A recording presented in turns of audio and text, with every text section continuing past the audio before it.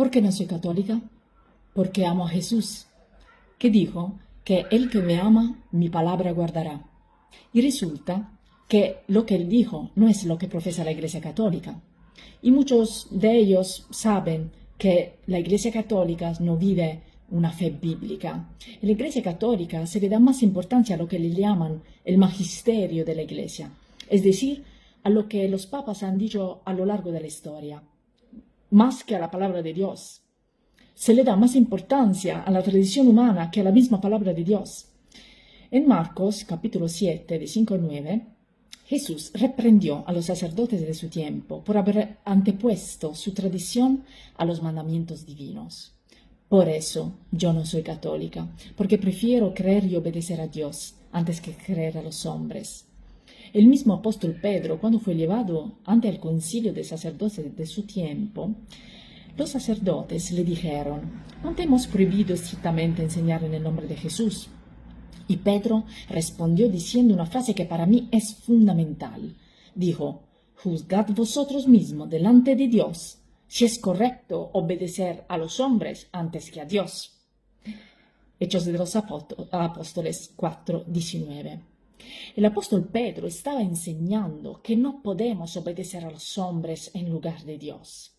Y luego lo reitera junto con los demás apóstoles, cuando todos responden en Hechos 5:29, es necesario obedecer a Dios antes que a los hombres. Entonces, si el magisterio de la Iglesia Católica es contrario a las Sagradas Escrituras, lo que se debe seguir son las Sagradas Escrituras, porque son veraces y más importantes que la tradición de los hombres, porque las Sagradas Escrituras son la palabra de Dios. Y cuando las tradiciones humanas son contrarias a la palabra de Dios, yo prefiero creer y seguir a Dios antes que la palabra de los hombres. Porque hay muchas cosas que la Iglesia Católica contradice directamente la enseñanza de nuestro Señor Cristo Jesús. Solo algunos ejemplos podrían ser la jerarquía del catolicismo, incluso el celibato de los sacerdotes. El apóstol Pablo enseña en la primera epístola a Timoteo, en el capítulo 3, que quien sirve a Dios debe estar casado y tiene que gobernar bien su casa. Dice, porque el que no sabe gobernar su propia casa, ¿cómo gobernará la iglesia de Dios? Entonces permite estar casado. De hecho, uno de los milagros de Jesús fue sanar la suegra del apóstol Pedro. Es decir, que el apóstol Pedro estaba casado. Lucas 4, 38, 39. Léelo, lo puedes leer. A pesar de todo esto, la Iglesia Católica prohíbe a los sacerdotes casarse, con las vergonzosas consecuencias escandalosas. Este es solo un ejemplo de la clara contradicción con la doctrina que tenemos en las Sagradas Escrituras. Otra es la idolatría. Algunos dicen que no adoran imágenes y estatuas, sino que lo que representan. Pero aún así hay un claro choque con la doctrina de Dios. Porque el segundo mandamiento dice claramente: no te hagas imágenes, no te prostrarás ante ellas, no la honrarás, porque yo soy Dios, tu Señor. Yo soy el Señor tu Dios. Y esto lo confirma varias veces en la Escritura Dios. Al prohibir el culto y la adoración a estatuas, está escrito que las estatuas tienen oídos y no oyen, tienen boca y no hablan, tienen ojos pero no ven, diciendo que tales son los que le adoran, es decir, son ciegos. Quien adora las estatuas o las imágenes están ciegos.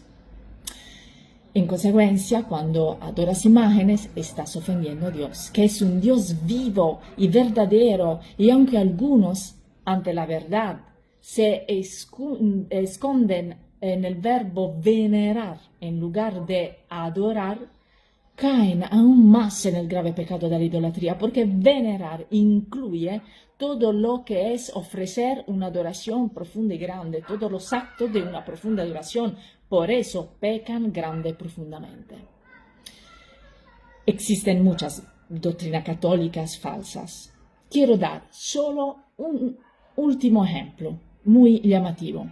Es el culto a los muertos. Invocar los muertos, hablar con los muertos, llamar su intercesión. Hablar con los muertos es parte del ocultismo y de la brujería, que son prácticas prohibidas y denunciadas repetidamente por Dios en su palabra. Sin embargo, los católicos enseñan a invocar o invocan la intercesión de diversos muertos, aunque santos, pero muertos. Esto, además de ser una desobediencia hacia la voluntad de Dios, ofende y menosprecia el único y perfecto sacrificio de Jesús, el único que murió para pagar el rescate por nuestros pecados y el único que resucitó por el poder de Dios para interceder por nosotros. Él es el único que resucitó, el único que puede interceder. Todos los santos que alguna vez existieron, murieron, pero no resucitaron y no pueden interceder por ti. Puedes creer en su existencia, pero no debes, si eres cristiano, adorarlos, ni venerarlos, ni invocarlos. Una es la puerta al Padre. Jesús dijo, yo soy el camino, la verdad y la vida. Nadie viene al Padre sino por mí. Él es el único que puede interceder por nosotros.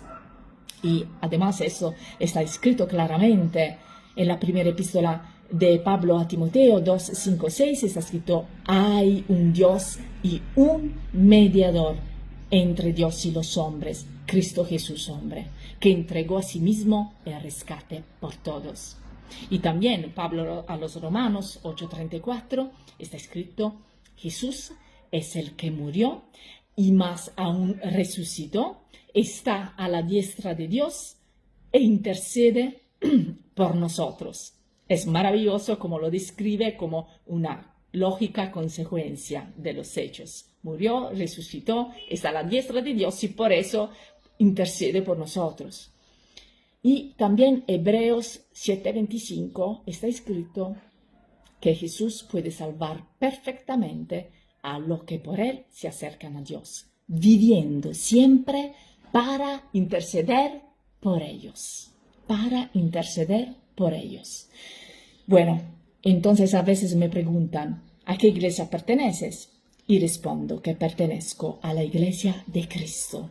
Quiero ser su seguidor, su discípulo, discípula de Cristo.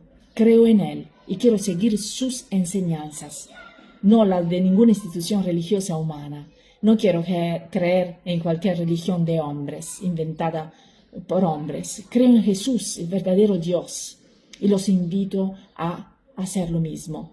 Dejar de lado todo lo que los hombres han construido sobre la fe, porque tanto nos han construido hasta el punto de distorsionar la imagen y la enseñanza de Cristo, que es el Dios verdadero y la vida eterna, el único digno de todo el honor y de toda alabanza. Dios es grande, Dios es vivo y verdadero, quiere que tú lo conozcas y tengas comunión con Él y verdadera paz. Dios es amor. Deja las tradiciones populares humanas para abrazar lo único verdaderamente importante, su palabra, Él mismo, es decir, el testamento y el mensaje que Jesús nos dejó, como escribe el apóstol Pablo en su primera carta en Timoteo 4:7. Rechaza las fábulas profanas y de viejas. Deja todas esas tradiciones. Sigue a Cristo Jesús. Él es el único Salvador. Usa bien tu libre albedrío y cuando decidas si quieres convertirte en sus discípulos, contáctanos. Escrito está, conoceréis la verdad y la verdad os hará libres. Que Dios os lo bendiga.